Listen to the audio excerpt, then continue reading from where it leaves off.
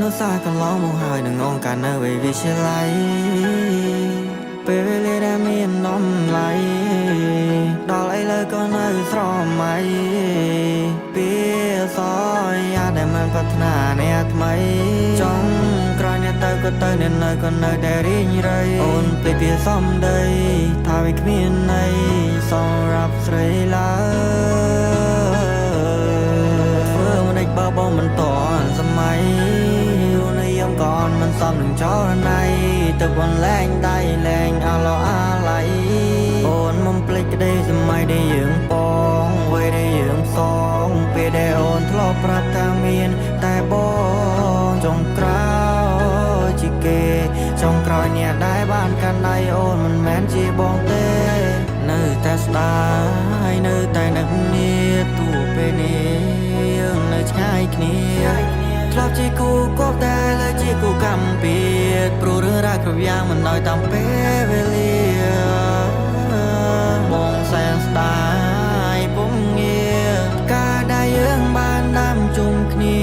ប្រែក្រៀមស្រពោនដូចជាបងអូនទៅដែលគ្មានពេលលាកន្លងបងនឹងងងផ្ដាច់ទំនាក់ទំនងតែទង្វើល្អរបស់ដល់ជុំនឹងចិត្តបងស្នាប់ស្នេហ៍ជុំនឹងបេះដូងវិញវាជាលៃស្នេហ៍ដំបូងកត្តាបងបងជានិរន្តរ៍តែស្នេហ៍នេះបាយបងអញ្ចឹង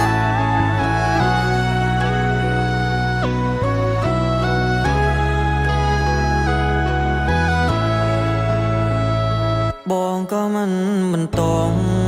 បើអូនទៅហើយក៏ទៅចង់ក្រនៅអាឡងនៅអាឡៃថ្ងៃដែលយើងផ្ដើអនុសាកន្លងមកហើយនឹងអង្គការនៅវិទ្យាល័យពេលវេលាដែលមាននំឡៃដល់ឥឡូវក៏នៅស្រមៃពីសយាដែលមិនប្រាថ្នាអ្នកថ្មីចង់ក្រោយអ្នកទៅក៏ទៅអ្នកនៅក៏នៅតែរីងរៃអូនពេលពីសំដីថាវាគ្មានន័យសម្រាប់ស្រីឡើ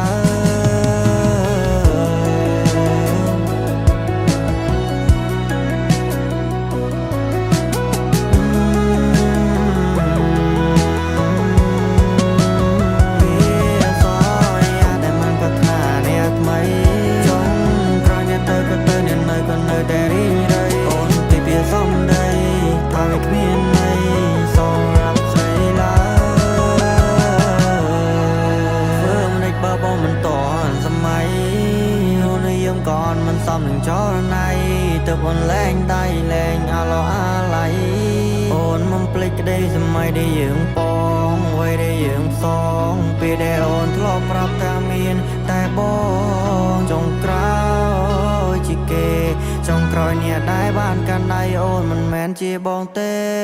នៅតែស្ដាយនៅតែនឹកនាទោះពេលនេះយើងនៅឆ្ងាយគ្នាធ្លាប់ជាគូគប់តែលើជាគូកម្មពៀតព្រោះរឿងរ៉ាវគ្រប់យ៉ាងមិនដោយតាមពេលវេលាបងសែនស្ដាយពុំងារការដែលយើងបានដាំជុំគ្នាប្រែក្រៀមស្រពោនដូចជាបងអូនទៅដែលគ្មានពេលលា